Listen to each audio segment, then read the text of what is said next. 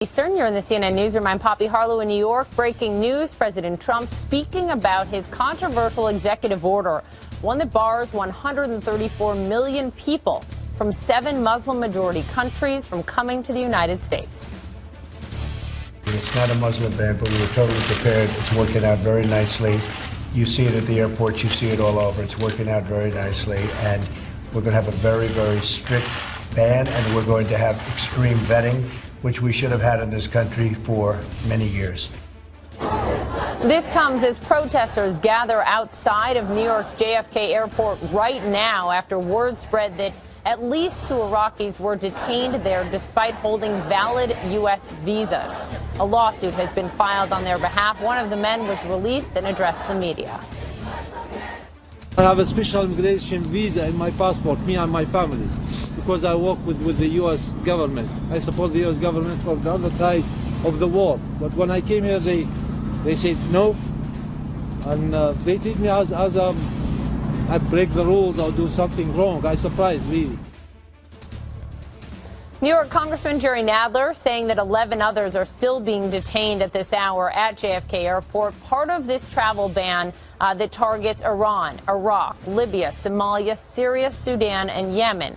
But not included in the ban, the 4 countries where the 9/11 hijackers came from: Saudi Arabia, the UAE, Egypt, and Lebanon. Reaction is pouring in from across the globe, including from Iranian officials who say they will reciprocate by banning U.S. citizens to their country. All of this as the president signs 3 more executive actions. Let's begin this hour with Rachel Crane. She's live at JFK Airport. The protests still very much ongoing behind you.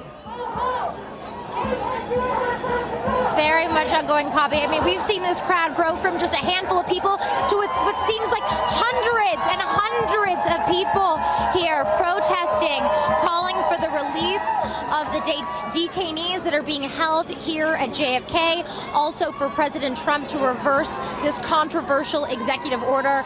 I mean, it's very peaceful here and very spirited, Poppy. We've seen children, we've seen puppies, families.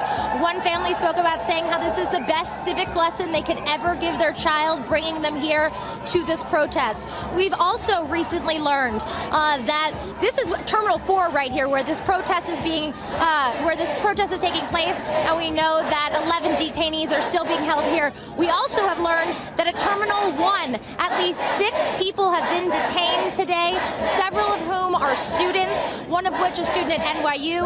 Also, we heard a PhD student from Stony Brook being held there. This is we're hearing this from a lawyer that's working with families over there. I had an opportunity to speak with the daughter of a family that's being held. Her parents came to visit her. She goes to Stony Brook University. Her parents coming here for the very first time. They've been held since 11 a.m. Poppy. Rachel, what are they chanting behind you?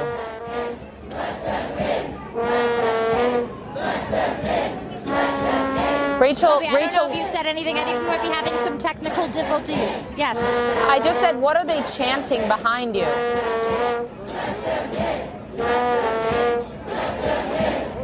Okay, she can't hear me. Rachel Crane at JFK, thank you. Iran's response to the travel ban, they're slapping their own. No U.S. citizens will be allowed to enter Iran, they say. Well, good evening and welcome to Tucker Carlson tonight. Today, President Trump signed a pair of executive orders fulfilling his pledge to implement what he called extreme vetting for arrivals from dangerous nations, mostly in the Middle East. The order blocks Syrian refugees from entering the country until a stronger vetting process can be implemented. The orders also suspend all refugee arrivals for a period of the next 3 months and cap total refugees at 50,000 for this year. That's less than half of the previous limit. The orders are already being labeled a Muslim ban by critics who say they won't actually make this country any safer. One of those critics is Kevin Appleby. He's director of migration policy at the Center for Migration Studies of New York, and he joins us on the set. Kevin, it's good to see you tonight. Thanks for having me. So I think the kind of core question around the entire refugee issue is, why does bringing in refugees from places like Syria benefit American citizens? What's in it for America? Well, first of all, it's soft power. The U.S. has soft power. They're able to help other countries who share the burden of the refugees And in that way, they're able to negotiate other issues with them and that they're interested in, that they're in our vital interest. It's also a humanitarian gesture. I mean, we're a nation of immigrants. We're a nation of safe haven. A lot of these Syrians are fleeing terror themselves. Yes. They're very vulnerable. Mostly women and children are coming here. They're not threats, and they go through more security checks than any arrival to this country. It's usually a 2 to 3 year process for one Syrian to get into this country. So they're very well vetted. They're not security risks. I don't understand why the president is banning them from coming in, because we need to provide support to this situation. Okay. I mean, I don't think anybody doubts that a lot of these are decent people fleeing the worst possible circumstances. But I want to get back to a question that I think it's fair to ask, and I just want to flesh out your answer a little bit more. What is in it for American citizens? It's also fair to ask, why should we pay for this? And there is some risk. There's always going to be some risk. Why should we assume that risk? You said it's because other countries like it when we do it, I think is what you said. No. What do we get out of that? Let's talk security. I would argue it makes us more secure than less secure, because what ISIS and other extremist groups want is exactly what the president gave them today, a war between the West and Islam. It's a recruiting tool for them. The president's now a poster child for ISIS to recruit Muslims all over the world, including our own country, to radicalize them. Look, the United States doesn't like you. They don't like Islam. You have to come to our cause. So now ISIS plays into their hands. And it really makes us less safe over the long term. And if you ask any security expert, they'll say the same thing.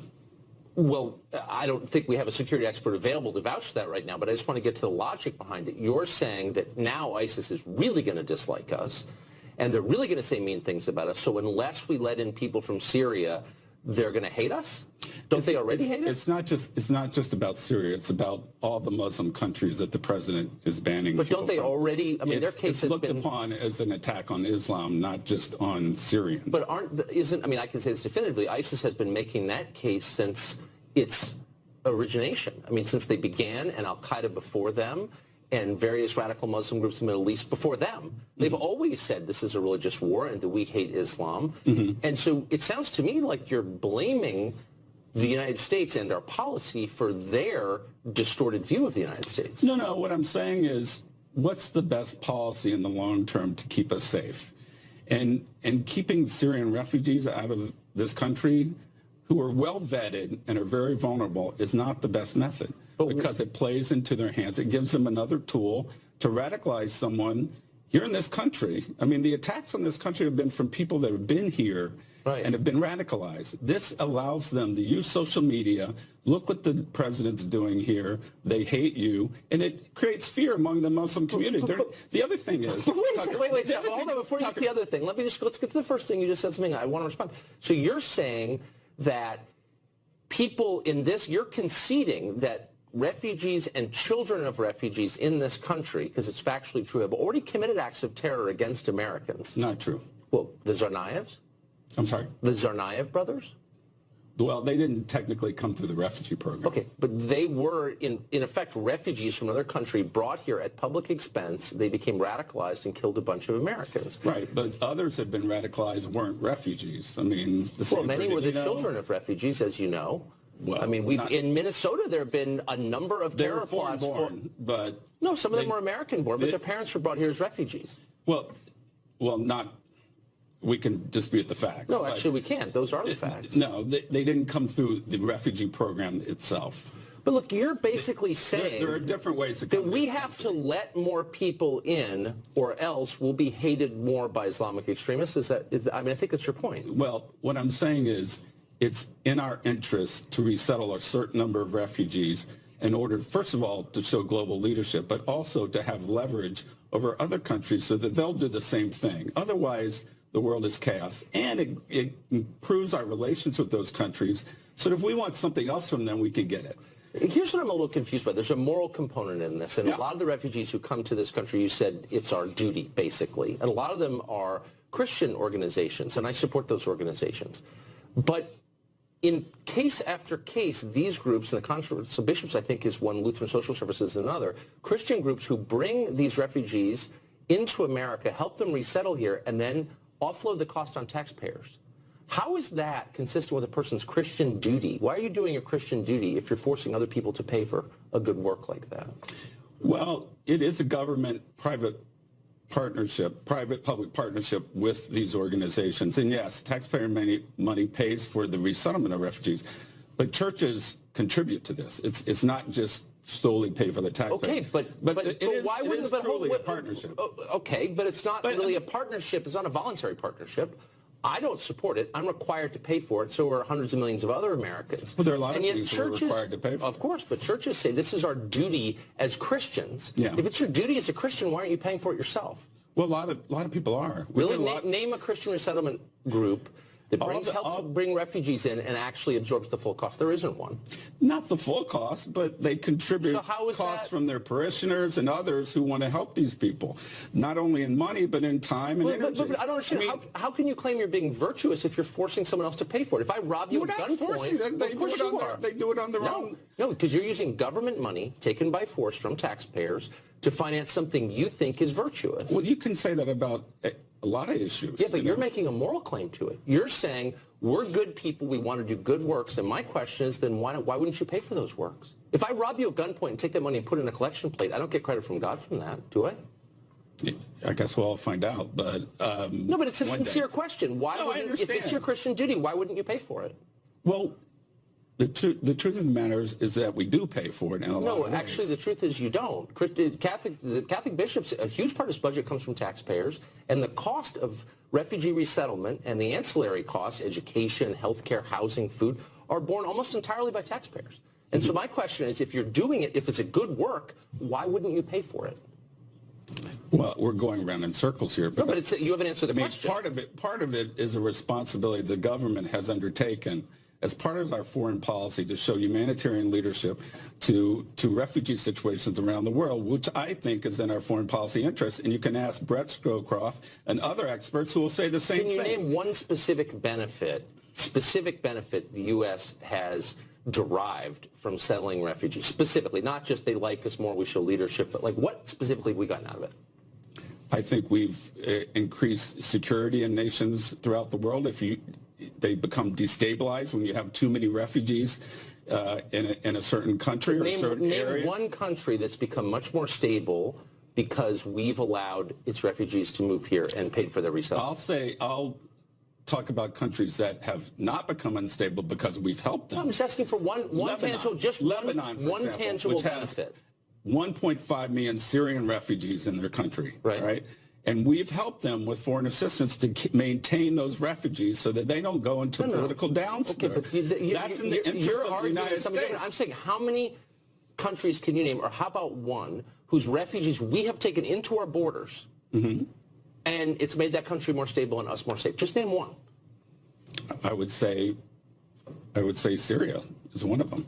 Syria is in pretty good shape. Turkey. We've taken a lot of Turks. We've taken Syrians from Turkey, for example. That's all part of helping Turkey keep their borders open so that people can flee and have their lives saved. Turkey seems in rough shape, but the debate continues.